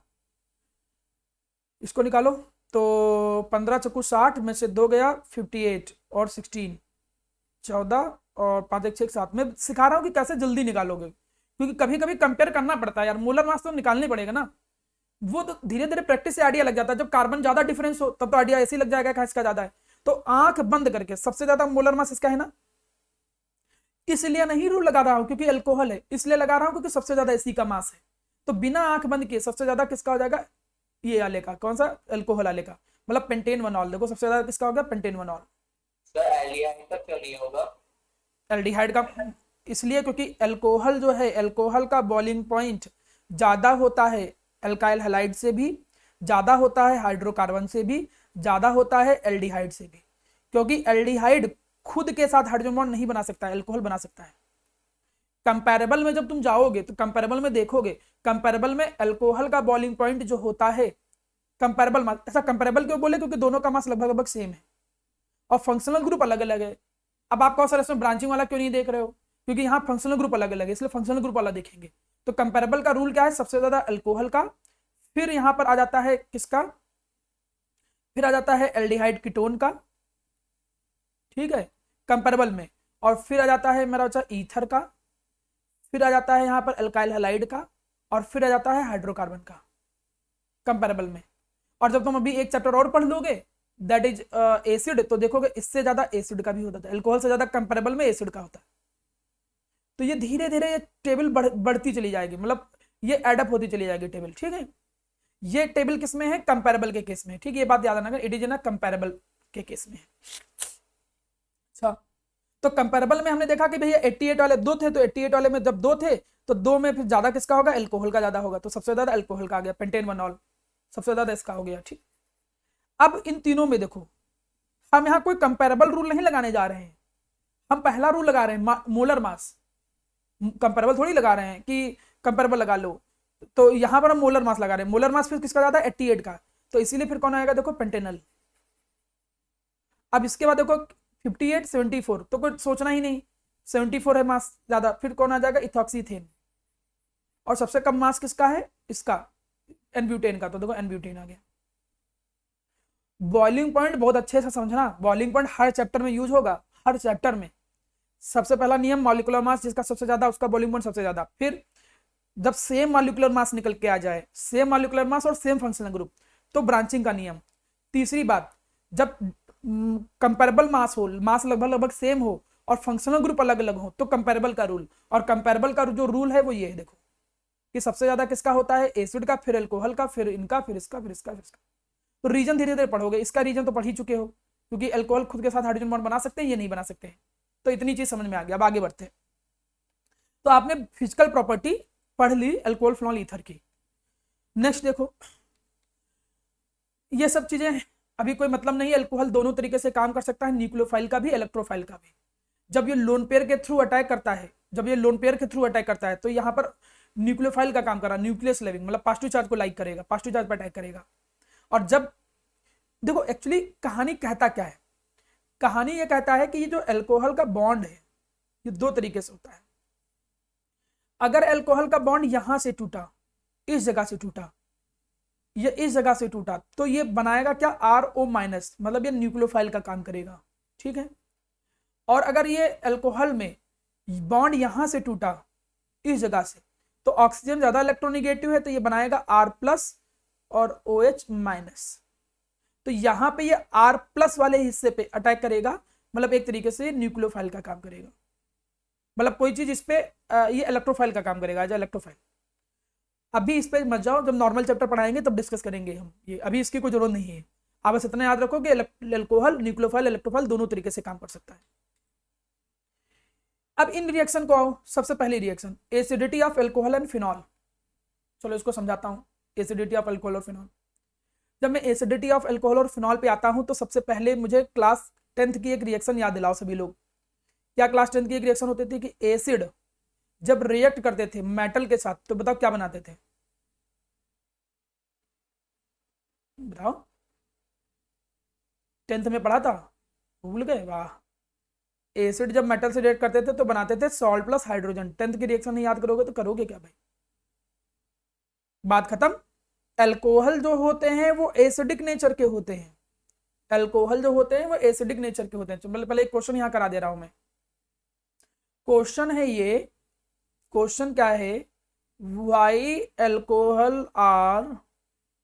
Alcohol are acidic in nature. क्यों भैया वो एसिडिक नेचर शो करते हैं। अल्कोहल के अंदर अगर ब्लू लिटमस पेपर डालोगे ना तो वो रेड में कन्वर्ट हो जाएंगे, जैसे कार्बोक्सिलिक एसिड, वैसे ये भी नेचर शो करते हैं, उतना नहीं लेकिन तब भी शो करते हैं। क्यों आप बोलोगे alcohol are acidic in nature, because, क्योंकि मेरा प्यारा बच्चा they can produce H+ ion into the aqueous medium. क्योंकि वो एक्वस मीडियम में क्या प्रोड्यूस कर सकते हैं, H+ आयन। और ऐसा क्यों, क्योंकि यहां पर OH बॉन्ड जो है उसके अंदर पोलैरिटी है, और जैसे ही कोई वाटर आता है तो वाटर ये H+ को खींच लेता है, जिसके कारण वो अल्कोहल H+ को रिलीज करता है। और आपने पढ़ा है जो H+ रिलीज करते हैं उनको क्या कहते हैं, एसिड। इसीलिए अल्कोहल को एसिडिक नेचर का जानते हैं लोग। तो जब अल्कोहल एसिडिक नेचर का है, तो अल्कोहल किसी भी मेटल के साथ जब रिएक्ट करेगा तो वो बनाएगा क्या, सॉल्ट। सॉल्ट हमेशा यही बनेगा, ROM, वैलेंसी के अकॉर्डिंग बनाना, ठीक है, प्लस हाइड्रोजन गैस। रिएक्शन खत्म। अब तुम कोई भी क्वेश्चन कर लो, देखो कैसे क्वेश्चन, जैसे ये देखो रिएक्शन, हाँ अल्कोहल सोडियम के साथ रिएक्ट किया तो बनाएगा सॉल्ट, उसने RONA। अच्छा RO जो है अल्कोक्साइड, इसकी वैलेंसी है 1 और Na की वैलेंसी कितनी है 1, इसीलिए देखो बना क्या, RONA बना। तो RONA बन गया plus hydrogen, salt plus hydrogen. आगे रिएक्शन देखो, जैसे ये देखो यहां पे क्या है कि एल्युमिनियम के साथ रिएक्ट कराया गया, तो इसमें RO कौन है, RO यही तो है, RO कौन है, RO ये है। अब फॉर्मूला देखना, यहां पर RO की वैलेंसी कितनी है 1, एल्युमिनियम की वैलेंसी कितनी है 3, तो क्रॉस मल्टीप्लाई करोगे देखो क्या आएगा, RO का होल थ्राइस एल्युमिनियम, यही तो बनेगा। 9th में पढ़ा था फॉर्मूला बनाना। तो प्लस हाइड्रोजन गैस, तो यही तो बना। देखो ये RO जो है वो 3 टाइम देखो जुड़ा है वैलेंसी के अकॉर्डिंग, ये 3 टाइम हो गया, किसके साथ जुड़ा है, एल्युमिनियम के साथ, प्लस हाइड्रोजन। और जब बैलेंस करोगे तो बैलेंस अपने आप कर ले जाओगे, जरूरी नहीं ऑर्गेनिक में बैलेंसिंग उतनी रिक्वायर्ड नहीं होती है, ठीक है। अल्कोहल देखो ऐसे रिएक्ट कर रहा है, फिनॉल भी एसिडिक होते हैं क्योंकि फिनॉल भी OH प्रोड्यूस कर सकते हैं। तो फिनॉल में बनता क्या है, फिनॉक्साइड आयन, फिनॉक्साइड बनता है, तो OH हटके सीधे Na आ जाता है, बात खत्म। सॉल्ट बनता ही ऐसे, मेटल आ जाता है, तो phenoxide plus hydrogen, salt plus hydrogen. अब ये दो रिएक्शन जो हैं, आप चाहो इसको ऐसे याद करो, चाहो तो चलो पहले ये हो गया, ठीक। नेक्स्ट नीचे रिएक्शन देखो, क्या तुमने ये नहीं पढ़ा था? अच्छा बताओ, ये तो याद ही होगा यार, एसिड प्लस बेस कंबाइन करके क्या बनाते थे सभी लोग? Salt plus water, hot plus water, चलो सॉल्ट प्लस वाटर। हाँ हाँ, एक आसान, तब तक सब चुप थे, एक पकड़ में आ गया कि हाँ यार 10 तक यही तो सीखे हैं खाली। तो सॉल्ट प्लस वाटर बनाते थे। अब सॉल्ट प्लस वाटर बना रहे हैं तो देखो ये है एसिडिक नेचर का, क्योंकि फिनॉल एसिडिक होते हैं, और ये क्या है बेस। एसिड और बेस मिलकर बनाएंगे क्या? Salt plus water. वही तो रिएक्शन है, एसिड सॉल्ट प्लस वाटर बना रहे हैं। तो देखो अब सॉल्ट इसमें कौन सा बनेगा? सोडियम फिनॉक्साइड बनेगा। अब ये दो जो रिएक्शन है, ये दो जो रिएक्शन है, इनको आपको डायरेक्ट क्या करना पड़ेगा? याद करना पड़ेगा। क्यों याद क्या करना है? कोई बहुत कठिन थोड़ी, हो तो जनरली लिखोगे याद हो जाएगा। बस ये क्यों याद करने के लिए बोल रहा हूं? क्योंकि कभी कभी डायरेक्ट क्वेश्चन आ जाता है, right the reaction which show, जो क्या कर रहा हो? शो कर रहा हो, क्या शो कर रहा हो? एसिडिक नेचर ऑफ फिनॉल, जो फिनॉल का एसिडिक नेचर शो कर रहा हो, आप उन रिएक्शन को लिख के दिखाइए। तो ऊपर भी तो ये एसिड का काम कर रहा है, तभी तो मेटल प्लस हाइड्रोजन बना रहा है, मतलब सॉल्ट प्लस हाइड्रोजन, यहां भी एसिड का काम कर रहा है। तो ये दो रिएक्शन है जो फिनॉल के एसिडिक नेचर को रिप्रेजेंट कर रहे हैं। आप जनरल ना लिख के कोई एग्जांपल लिख के लिख सकते हो, लेकिन क्वेश्चन कैसे आता है मैं वो भी बीच बीच में बताते चल रहा हूं कि क्वेश्चन कैसे आता है पढ़ाने के साथ साथ। कम से कम इतना आइडिया रख लोगे तो काम आपका चल जाएगा। चलिए आगे बढ़िए। अफान यहीं पे हो? अफान को मालूम है? हाँ यही होगा लग रहा है, मुझे लगा तुम भाग गए हो। चलो अफान, तुम टिकटॉक बनाते हो कि नहीं? No sir. अच्छा अच्छा, अच्छा टिकटॉक तो बंद हो गया, अब तो टकाटक बनाते हो गए। नहीं सर, कुछ नहीं। अच्छा अच्छा ठीक है, चलो अच्छे बच्चे हो, ठीक है सब। अब यहां पर देखो नेक्स्ट हिस्सा, एसिडिटी ऑफ फिनॉल, ध्यान दो। अब एसिडिटी ऑफ फिनॉल में हम अगर आ जाएं तो आपको ये तो बता ही चुका हूं मैं भैया कि क्यों अल्कोहल या फिनॉल, अल्कोहल भैया क्यों होते हैं एसिडिक नेचर के? कोई बताएगा क्यों अल्कोहल एसिडिक नेचर के होते? क्या बताया था मैंने? वाइज अल्कोहल और एसिडिक नेचर। क्योंकि वो H+ आयन रिलीज सर वो हाँ एटमॉस्फेयर में H+ आयन रिलीज हाँ बिल्कुल, दे can produce H+ ion in aqueous medium. Aqueous medium में वो H+ आयन प्रोड्यूस कर सकते हैं। चाहे एक लाइन और ऐड कर लो, due to presence of polar OH bond. Polar OH bond होने के कारण वो H+ आयन दे सकते हैं। बात खत्म। अब मैं तुमको बताने जा रहा हूं क्लास 11th की चीज, तुम्हें पता होनी चाहिए थी, ठीक। क्या बात? कि अगर किसी भी एसिड के अंदर या कोई नॉर्मल कंपाउंड हो जो एसिडिक नेचर का हो, उसके अंदर अगर लगा होता है कौन? इलेक्ट्रॉन डोनेटिंग ग्रुप, तो क्या फर्क पड़ता है? और अगर किसी के अंदर लगा होता है कौन? Electron withdrawing group. इस पर भी क्वेश्चन बहुत बनेंगे, ध्यान देना, इस पे क्वेश्चन आते हैं। हाँ तो बताओ डोनेटिंग ग्रुप में क्या होता था, विड्राइंग ग्रुप में क्या होता था? डोनेटिंग ग्रुप में क्या होगा अगर कोई इलेक्ट्रॉन डोनेटिंग ग्रुप होगा? सर वो नेगेटिव चार्ज को कम कर देगा। ठीक, देखो अब मैं समझाता हूँ थोड़ा सा। डोनेटिंग ग्रुप पहले कुछ याद कर लो जो ज्यादातर वो यूज करता है। जैसे ये डोनेटिंग ग्रुप जो यूज करते हैं वो NO2 बहुत यूज करते हैं, SO3H बहुत यूज करते हैं, हैलोजन बहुत यूज करते हैं, एक्सेट्रा एक्सेट्रा एक्सेट्रा बहुत सारे होते हैं, लेकिन इनमें से मेन ये है विड्राइंग। ओह मैं पगला गया यार, ये तो विड्राइंग हो गया। डोनेटिंग ग्रुप जो वो मेन यूज करता है वो कौन कौन यूज करते हैं? फिर से बोला हूँ, डोनेटिंग ग्रुप में जैसे अल्काइल ग्रुप वो as a donating group use करते हैं। डोनेटिंग ग्रुप में मान के चलिए जैसे NH2 ग्रुप, वो एज अ डोनेटिंग ग्रुप है क्योंकि लोन पेयर के थ्रू इलेक्ट्रॉन डोनेट कर देता है। OR ग्रुप, OR का मतलब जैसे OCH3 OC2H5, ये सब डोनेटिंग ग्रुप को ज्यादातर यूज करते हैं। खींचने वाले, विड्रॉ करने वाला खींचना, तो विड्राइंग ग्रुप जो होता है उसमें कौन कौन आ जाते हैं? उसमें आ जाता है जैसे अभी मैंने बताया NO2, जैसे इसमें आ गया SO3H, ये विड्राइंग का काम करता है अच्छा खासा, और इसी में मैंने कहा हैलोजन। तो कुछ याद रखो, बाकी धीरे धीरे जब ऑर्गेनिक पढ़ाऊंगा तब सिखाऊंगा अलग से, जब GOC अलग से पढ़ाऊंगा, ठीक। क्योंकि नॉर्मल जब मैं ऑर्गेनिक पढ़ाऊंगा तो 11th का स्टार्ट करके ही सिखाऊंगा, मतलब ऐसे डायरेक्ट नहीं पढ़ाने लग जाऊंगा। अभी तो डायरेक्ट पढ़ा रहा हूँ, पहले 11th का सिखाऊंगा क्योंकि मुझे मालूम है तुम लोगों की ऑर्गेनिक बहुत तगड़ी है, बहुत तगड़ा कॉन्सेप्ट तुम लोगों को क्लियर है, इसलिए मुझे 11th का पढ़ाना पड़ेगा, मुझे जानकारी है। तो अब डोनेटिंग ग्रुप विड्राइंग ग्रुप दो हो गए। एक बात समझ लेना कि जो डोनेटिंग ग्रुप होते हैं वो एसिडिटी के क्या होते हैं, इनवर्सली प्रोपोर्शनल, वो हमेशा एसिडिटी कम कर देते हैं। आप एक याद रखो, बेसिसिटी में उल्टा हो जाया करेगा हमेशा, ये बेसिसिटी में भी काम आएगा आगे के चैप्टरों में। तो और विड्राइंग ग्रुप जो होते हैं, अगर विड्राइंग ग्रुप लगा हो, मान के चलो भैया बहुत ज्यादा एसिडिक, एसिडिटी के डायरेक्टली प्रोपोर्शनल। रीजन पे आ जाओ, रीजन भाई क्या होता है, भाई एक बात समझो, ज्यादा एसिडिक तो वो होगा जो ज्यादा H+ दे पाए और जल्दी H+ दे पाए, यही हुआ ना, जो मोर नंबर ऑफ H+ दे पाए और इजिली H+ दे पाए। जो इजिली H+ देगा और मोर नंबर ऑफ H+ देगा वही एसिडिक होगा। अब यहां होता क्या है, डोनेटिंग ग्रुप ये H+ देता क्यों था, ये H+ देता था क्योंकि पोलैरिटी थी, इस पे हल्का सा निगेटिव और इस पे हल्का सा पॉजिटिव था ना, इलेक्ट्रोनेगेटिविटी का डिफरेंस था। इसने इलेक्ट्रॉन खींच लिए, जब इसने खींच लिए तो इस पे पॉजिटिव आया, इस पे नेगेटिव आया, जिसके कारण क्या है वो H+ दे रहा था। लेकिन डोनेटिंग ग्रुप उसको बाहर से इलेक्ट्रॉन डेंसिटी प्रोवाइड करेगा। जब डोनेटिंग बाहर से इलेक्ट्रॉन डेंसिटी देगा तो ऑक्सीजन का इलेक्ट्रॉन खींचने का नेचर कम हो जाएगा। कम हो जाएगा का क्या मतलब, कि वो कम इलेक्ट्रॉन खींचेगा, इसके इलेक्ट्रॉन खींचेगा नहीं। मतलब ऐसे समझो कि ये ऑक्सीजन माना शेर है, ये शेर है, अब ये इसके इलेक्ट्रॉन खींच रहा है, माना भूखा है, वो इलेक्ट्रॉन खींच रहा है, लेकिन अगर उसका पेट भरा है या उसको कहीं बाहर से उसको सोर्स के थ्रू खाना मिल गया, कोई इसको बाहर से दे दिया इलेक्ट्रॉन, तो एक बार तुमको छोड़ दे। ये नहीं कि आंख बंद करके शेर के सामने पड़े हुए हो, वो छोड़ इसलिए रहा क्योंकि वो भूखा नहीं है, नहीं तो यही बोलेगा कि बेटा बेवकूफ, उसको समझो ना, वो खा जाता लेकिन वो भूखा नहीं है, ठीक है। तो वही है कि अब इसको जब इलेक्ट्रॉन बाहर से मिलने लगेंगे, कोई डोनेटिंग ग्रुप बाहर से इलेक्ट्रॉन दे देगा तो ये कम खींचेगा ना, उसे खींचने का नेचर नहीं है। जैसे एक सीधा सा एग्जांपल ये है कि भाई मैंने किसी को पैसे दे रखे हैं तो मेरा नेचर उसे वापस लेने का, लेकिन मेरे पास पैसे बाहर से बहुत आ रहे हैं, था अमीरी इतनी ज्यादा है तो हम कहेंगे अच्छा ठीक है लिए रहो कोई बात नहीं।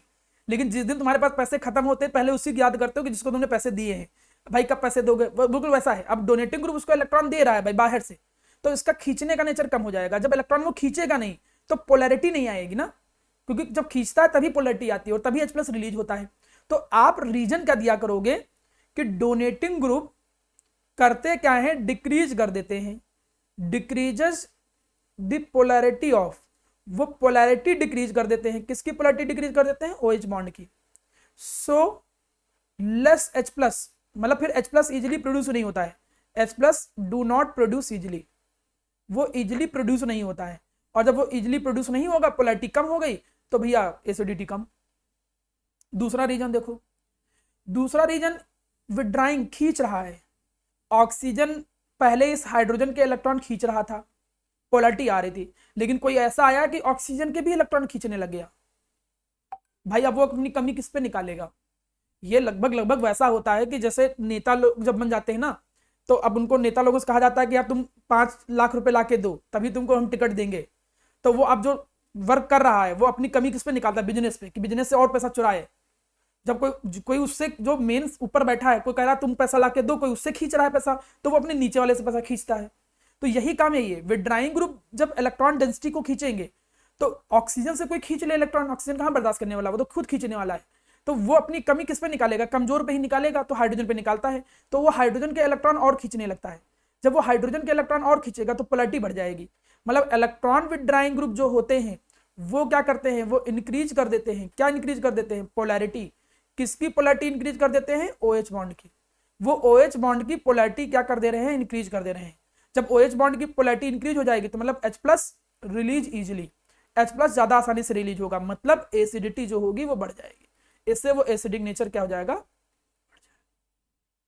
तो दो रीजन ये बिल्कुल दिमाग में कंठस्थ करके बैठा लो कि विड्राइंग है, खींचने वाला है तो एसिडिटी ज्यादा, डोनेटिंग है तो एसिडिटी कम। क्यों, रीजन भी हमने बता दिया।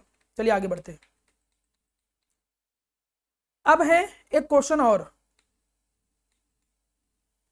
Acidity of phenol versus water. Question में यहां लिख रहा हूं, अच्छा क्वेश्चन है, कई बार पूछा गया है। क्वेश्चन है why phenols are more acidic than, क्यों फिनॉल ज्यादा एसिडिक होते हैं, more acidic than alcohol. Phenol alcohol से ज्यादा एसिडिक क्यों होते हैं एसिडिटी में, बहुत अच्छा क्वेश्चन। वो ऐसे कहेगा कि बताओ जो फिनॉल होता है, फिनॉल बोले तो ये जो है ये ज्यादा एसिडिक क्यों है अल्कोहल से, ज्यादा एसिडिक क्यों, ठीक है। इसके पीछे दो रीजन है, समझाता हूं देखो। पहला रीजन, जो फिनॉल होता है, फिनॉल फिनॉल फिनॉल फिनॉल ठीक है समझाता हूं चलो। देखो एसिडिक नेचर कोई कब शो करता है, एसिडिक नेचर कोई तब शो करता है जब वो H+ देना। चलो हमने कहा माना दोनों ने H+ रिलीज कर दिया, ठीक। हमने कहा इसने भी H+ रिलीज कर दिया, चलो H+ इसने रिलीज कर दिया। इसने जब H+ रिलीज किया तो वो बनाया क्या इसने, जब ये H+ दे देगा तो ये बनाया क्या, O- H+ दे दिया, मतलब वो बनाता है फिनॉक्साइड आयन, वो बनाता है फिनॉक्साइड आयन, ठीक है। H+ रिलीज कर दिया। इसने अगर H+ को लूज किया, मैंने कहा माना इसने H+ लूज कर दिया, और इसने अगर H+ को लूज किया तो ये क्या बनाएगा, एल्कोक्साइड आयन। देखो प्यारा बेटा, जो H+ जल्दी लूज करेगा, जो H+ जल्दी लूज करेगा वही ज्यादा एसिडिक है, तो हमने दोनों से H+ लूज करा दिया। अब होता क्या है कि phenoxide ion is more stable, ये ज्यादा स्टेबल होता है, is more stable than alkoxide, वो एल्कोक्साइड के कंपैरिजन में ज्यादा स्टेबल होता है। क्यों, due to resonance, due to resonance. एक बात अपने दिमाग में बैठा लेना कि कोई भी अपने ऊपर चार्ज नहीं चाहता है, ना तो निगेटिव चाहता है ना तो पॉजिटिव चाहता है। इसको भी अच्छा नहीं लग रहा था, इसको ये नहीं अच्छा लग रहा था इस पर निगेटिव चार्ज है, इसको भी अच्छा नहीं लग रहा था कि निगेटिव चार्ज है, कोई चाह ही नहीं रहा था उसके ऊपर निगेटिव चार्ज हो। लेकिन इसमें एक अच्छी बात यह है कि इसमें रिजोनेंस होने लगेगा, रिजोनेंस होने के कारण ये इलेक्ट्रॉन डेंसिटी डिस्ट्रीब्यूट हो जाएगी, तो इसको स्टेबिलिटी मिल जाएगी, इसीलिए ये स्टेबल हो गया क्योंकि ये रिजोनेंस होने लगा। और ये अनस्टेबल हो जाएगा, अनस्टेबल होने का मतलब इसके ऊपर निगेटिव चार्ज आ रहा है, एक तो स्टेबल नहीं, ऊपर से ये अल्काइल और डोनेट करेगा और अनस्टेबल बना देगा, तो ये अनस्टेबल है हाईली। तो कौन अनस्टेबिलिटी को चाहता है, कोई नहीं चाहता है। तो H+ निकलना इजीली इजी किसमें है, तो to release H+ from phenol is easier, वो ज्यादा आसान है, इजियर देन एल्कोहल। अब इसको मैं ऐसे समझाता हूं। मैंने कहा कि माना 2 पर्सन है, हमने कहा कि माना एक पर्सन ये है, ठीक, और एक पर्सन ये है, ऐसा समझाता हूं साथ समझ में आ जाए। हमने कहा कि माना ये 2 पर्सन है बेचारे, ए और बी। अब ए जो है वो बेचारा अपने घर का अकेला है, वो सिंगल है, अपने घर का अकेला है, वो नहीं सिंगल है, वो अकेला है केवल, ठीक, घर में सिंगल उंगल कुछ नहीं। तो अब वो अकेला है अपने घर में, और उसके मम्मी पापा बेचारे थोड़े बूढ़े हो गए हैं, कमाई उमाई हो नहीं रही है, और जॉब अब उनकी मतलब रिटायर हो चुके हैं, रिटायर के पैसे से काम चल रहा है, ठीक है। ये पहले की कंडीशन हमने बताया, तुम लोग अपने डेली लाइफ के साथ कंपेयर करो। ये नीचे दूसरा पर्सन है बी। अब बी के साथ कोई टेंशन नहीं है, बी पूरे घर में सबसे आवारा था, इसके साथ जिस बाकी के जो बड़े भाई बहन थे वो सब कमा रहे हैं, सबकी जॉब लग गई है, जितने भी भाई बहन हैं वो सब कमा रहे हैं, सबकी मतलब जॉब वॉब लग गई है। यही बेचारा सबसे आवारा लड़का है, कुछ काम नहीं करता, बस इधर उधर अपना टिकटॉक बनाता है, टकाटक बनाता रहता है, और बस कोई काम ही नहीं इसके पास।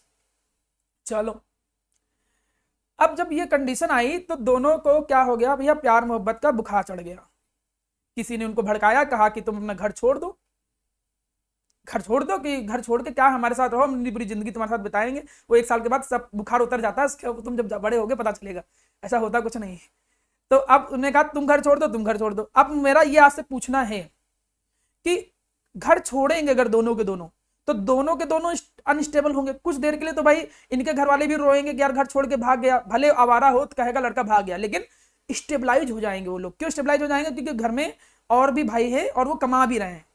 एक दिन रोएंगे, कहेंगे हाँ ठीक है चलो यार भाग गया यार, कैसे अच्छी बात नहीं, फिर अगले दिन अच्छा हुआ भाग गया, तो जिंदगी में सुकून है, अब सुकून है, अच्छा हुआ भाग गया, नहीं तो दिन भर पैसा देना पड़ता था। तो किसके लिए घर छोड़ना ज्यादा आसान है, ये जब घर छोड़ेगा तो ये अनस्टेबल होगा, बट स्टेबलाइज कर लिया जाएगा, इसको स्टेबलाइज कर लिया जाएगा, इसको स्टेबलाइज कौन कर देंगे, अदर पर्सन। लेकिन ये हाईली अनस्टेबल हो गया, घर छोड़ने के बाद हाईली अनस्टेबल हो गया। तो किसके लिए घर छोड़ना ज्यादा आसान है, ए और बी, कोई आंसर दो भाई। किसी को समझ में आया कि नहीं आया, श्रेयांश? हाँ हाँ हाँ, ठीक है ठीक है, जीत को समझ में आ गया, वेरी गुड। चलो श्रेयांश, ए को छोड़ना ज्यादा आसान है घर की, बी को? रोहित? Sir B. हाँ इसको भी क्लियर। श्रेयांश तुम हो बेटा कि नहीं हो? मानस पांडे श्रेयांश? हाँ हाँ हाँ ठीक।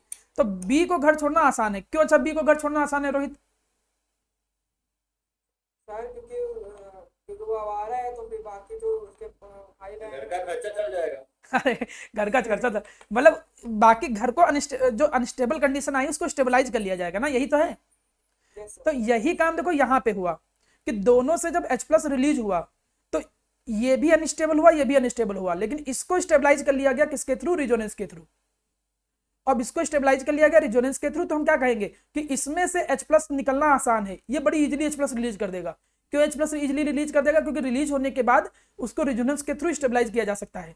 इसीलिए H+ रिलीज होना किसमें ज्यादा आसान है? एल्कोहल में, फिनॉल में, सॉरी फिनॉल में H+ जल्दी रिलीज होगा, इसीलिए फिनॉल जो होते हैं वो ज्यादा एसिडिक होते हैं। बस आपको यही आंसर लिखना है कि फिनॉल ज्यादा एसिडिक क्यों होते हैं अल्कोहल से, क्योंकि phenol after losing the H+ form the phenoxide ion, alcohol alkoxide ion बनाते हैं, और फिनॉक्साइड आयन मोर स्टेबल होते हैं due to resonance, due to which H+ to release H+ is easier in the phenol in compare to alcohol, that's why phenol are more acidic in compare to alcohol. बस तो यही कहानी है। देखो alcohol ने loose किया तो alkoxide बनाया, फिनॉल ने लूज किया तो फिनॉक्साइड बनाया।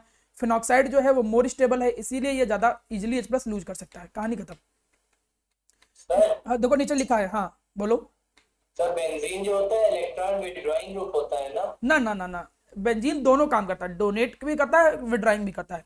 देखो कभी कभी जब इसके ऊपर डोनेटिंग ग्रुप लगा है तो डोनेटिंग के कारण वो नीचे की तरफ आते हैं तो खींच रहा है, देखो ठीक है।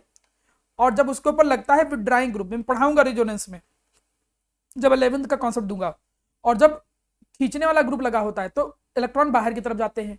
तो देखो बाहर की तरफ जब जा रहे हैं तो बेंजीन डोनेटिंग का काम कर रहा है, और जब डोनेटिंग उसको लगा है तो खींचने का काम कर रहा है। वो सिचुएशन होती है उसके ऊपर लगा कौन है। देखो वही लिखा है यहाँ पर कि क्या है, phenoxide ion are more stable, जिसके कारण वो आयोनाइजेशन में हेल्प करते हैं, मतलब इजिली H+ लूज कर देते हैं। और जो चार्ज होता है उसको डिलोकलाइजेशन के थ्रू स्टेबलाइज कर लिया जाता है रेजोनेंस के कारण। इसीलिए फिनॉक्साइड जो होते हैं वो मोर स्टेबल होते हैं, ठीक। अल्कोहल जो होते हैं वो कम होते हैं। तो देखो फिनॉक्साइड के रेजोनेंस के थ्रू कैसे स्टेबलाइज किया जा रहा है, वो बना है स्ट्रक्चर। ये स्ट्रक्चर क्या दिखा रहा है कि कैसे फिनॉक्साइड को रेजोनेंस के थ्रू स्टेबलाइज किया जा रहा है। इसीलिए फिनॉल जो होते हैं वो मोर एसिडिक होते हैं, ये बात याद रखिएगा। बात खत्म। अब चलो ये क्वेश्चन कराता हूँ, फिर आज आपको फ्री कर देता हूँ, फिर अगली क्लास में नेक्स्ट पढ़ाऊंगा। एक लेक्चर और लूंगा, फिर उसके बाद 2 लेक्चर और बचे हैं, फिर उसके बाद चैप्टर हो जाएगा। अब एसिडिटी के अकॉर्डिंग अरेंज करना है। पहले आया प्रोपेनॉल, प्रोपेनॉल आया ये भैया, इसको बना दिया पहला स्ट्रक्चर।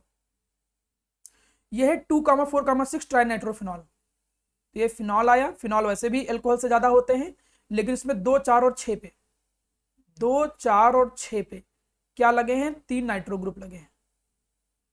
ये देखो सेकंड स्ट्रक्चर है, ये सेकंड स्ट्रक्चर बना दिया। फिर क्या है? 3 नाइट्रोफिनॉल। थर्ड स्ट्रक्चर में क्या है? 3 नाइट्रोफिनॉल। फिनॉल आया, तो ये फिनॉल तो बनाया ही नहीं ना, हाँ। फिनॉल आया, 3 नाइट्रोफिनॉल, 3 नाइट्रोफिनॉल आया। 3,5 डाई नाइट्रोफिनॉल। तो ये फिनॉल आया, 3 और 5 पे 2 NO2 लगे हैं, 3 और 5 पे 2 NO2 लगे हैं, ठीक। और फिर यहाँ पर क्या आया? फिनॉल आया, केवल फिनॉल आया, ये केवल फिनॉल आ गया, ठीक है। तो ये स्ट्रक्चर हो गया थर्ड, ये स्ट्रक्चर हो गया फोर्थ, ये स्ट्रक्चर हो गया 5 और 6 स्ट्रक्चर बना दे रहा हूँ। 6 स्ट्रक्चर क्या है? 4 मिथाइल फिनॉल, 4 मिथाइल फिनॉल, 4 पे लगा है मिथाइल। तो ये थर्ड हो गया, ये फोर्थ हो गया, ये फिफ्थ हो गया, ये 6 हो गया। चलो देखो जी, कंपेयर करना शुरू करो। सबसे कम तो यही होगा ना, क्यों सबसे कम यही होगा बताओ? सबसे कम एसिडिक यही क्यों होगा बता रहे? क्योंकि सर ये अल्कोहल है, हाँ क्योंकि ये अल्कोहल है और बाकी सबके सब फिनॉल है, बाकी सब फिनॉल है। ठीक है, वेरी गुड। तो सबसे कम 1 आएगा, मतलब सबसे कम पे 1 आएगा, मतलब सबसे कम पे आएगा प्रोपेनॉल। देखो इसलिए सबसे कम पे ये है, ठीक, सॉल्यूशन में। अब ये सबसे कम हो गया। अब देखो सारे के सारे फिनॉल है। अब इसमें विड्रॉइंग देखो, पहले ये विड्रॉइंग है, ये विड्रॉइंग है, ये विड्रॉइंग है, ये विड्रॉइंग है, ये विड्रॉइंग है, विड्रॉइंग है, ये खींचने वाला है, ठीक। अब इसमें जब खींचने वाले ज्यादा एसिडिक होते हैं ना, यही तो पढ़ा था, तो ये तीनों के तीनों ज्यादा एसिडिक होंगे, ऑब्वियस सी बात है, तीनों के तीनों ज्यादा एसिडिक होंगे। लेकिन अब इन दोनों में कंपेयर करें तो कौन ज्यादा एसिडिक होगा इन दोनों में बताओ? 6 वाला। 6 वाला कि ये अलग ज्यादा एसिडिक कौन होगा? पांचवा, पांचवा कि छठा? पांचवा वाला, ठीक है। फिफ्थ वाला क्यों होगा? कोई आंसर देना चाहेगा इन दोनों में कंपेयर? क्योंकि 6th वाले में सर वो लगा है, इलेक्ट्रॉन डोनेटिंग हाँ, लगा है। वेरी गुड, बिल्कुल सही है दिव्यांश का भी आंसर सही, क्योंकि इसमें डोनेटिंग लगा है। डोनेटिंग लगा है तो इसके कारण फिनॉल की एसिडिटी नॉर्मल फिनॉल से कम हो जाएगी। डोनेटिंग तो कम करते हैं ना एसिडिटी। तो मतलब इन दोनों में पहले कंपेयर करो। इन तीनों का तो वैसे भी ज्यादा होगा क्योंकि विड्राइंग लगे हैं। तो इन दोनों को कंपेयर करो, इसमें डोनेटिंग लगा है तो कम है। तो मतलब फिर इसका कम इसका ज्यादा है, मतलब ये फिर आएगा ये। फिर देखो 4 मिथाइल फिनॉल आया, इंक्रीजिंग कर रहे हैं देखो ऐसे ऐसे। और फिर फिनॉल आया। अब आया विड्राइंग वाले में वैसे भी एसिडिटी ज्यादा होती है। अब लेकिन उसमें फिर नंबर पे फर्क पड़ेगा, कितने लगे हैं, कौन स्ट्रांग लगा है, ये सब कॉन्सेप्ट आने लगता है। तो इसमें 3 लगे, इसमें 2 लगे, इसमें 1 लगे, तो सबसे ज्यादा फिर ये सेकंड, फिर ये मतलब फिर थर्ड आएगा 3 नाइट्रोफिनॉल, फिर 2 वाले आ जाएंगे, फिर 3 वाले आ जाएंगे। तो सबसे ज्यादा एसिडिक ये हो गया अरेंजमेंट का। कौन सी समस्या थी? आपको ये देखना है कि सबसे कम अल्कोहल, सबसे ज्यादा फिनॉल। फिनॉल में भी विड्राइंग जो लगे हैं वो सबसे ज्यादा, क्योंकि विड्राइंग से एसिडिटी बढ़ती है। और विड्राइंग कितने लगे हैं, ज्यादा लगे हैं कि कम लगे हैं, स्ट्रांग लगा है क्या लगा है। और इन दोनों में जब देखा तो इन दोनों में फिनॉल ज्यादा एसिडिक है, क्योंकि इसमें डोनेटिंग लगा। डोनेटिंग एसिडिटी कम कर देते हैं। डोनेटिंग लगा होने का मतलब ये नहीं कि अल्कोहल से कम हो जाएगा, ऐसा नहीं है। ये नहीं कि अल्कोहल से कम हो जाएगा, वो अल्कोहल से तो ज्यादा एसिडिक वैसे भी रहेगा फिनॉल, भले डोनेटिंग लगा हो। ठीक है, तो अरेंज कर लिया। तो अब आप प्रैक्टिस जितना ज्यादा करोगे इस पे, आपको जो प्रैक्टिस करानी चाहिए आपको एक्चुअली में, मुझे कम से कम देना चाहिए 8-10 क्वेश्चन कि हम आप ऐसे ऐसे प्रैक्टिस करो तब जाके करोगे, ये आपका काम है अभी। ठीक है, तो आज की क्लास के लिए, हाँ बोलो बेटा, कोई डाउट है? रोहित बोलो रोहित। सर अगर मान लीजिए फिनॉल में एक में अगर सर अगर मान लीजिए फिनॉल में अगर एक में लगा है NO2 और दूसरे फिनॉल में लगा SO3, तो उन दोनों में कौन एसिडिक होगा? तो मतलब दो फिनॉल में दो मतलब कि नहीं अलग देखो, अलग हाँ देखो वही है ना, जैसे तुम ये कहना चाह रहे हो कि अगर किसी एक में लगा है NO2 और एक में लगा है SO3H, है ना? SO3H, यस सर, तो इसमें कौन एसिडिक होगा? अब इसमें देखो क्या है, इसमें तुमको ऑर्डर देखना पड़ेगा। आप एक नेट पे सर्च करिएगा, टेबल में सर्च करिएगा कि table of electron withdrawing group strength. ठीक, तो उसमें आपको टेबल मिलेगी। अब NO2 ज्यादा स्ट्रांग विड्राइंग है कि SO3H, तो आप देखोगे SO3H आपको वहां दिखेगा कि it is more strong withdrawing group than NO2। तो वहां पर पूरी टेबल बनी है, जितने खींचने वाले ग्रुप हैं और जितने डोनेट करने वाले हैं, उनका एक ऑर्डर होता है। फिर वो ऑर्डर फॉलो करना पड़ेगा। समझ रहे हो कि जॉन जितना ज्यादा स्ट्रांग होगा। समझ पाए बेटा? Yes sir. चलो, तो आज की क्लास में मैं केवल इतना रखता हूं, नहीं तो थोड़ा ज्यादा हो जाएगा। मैं अगले आने वाली क्लासेस में कवर करूंगा। ठीक है।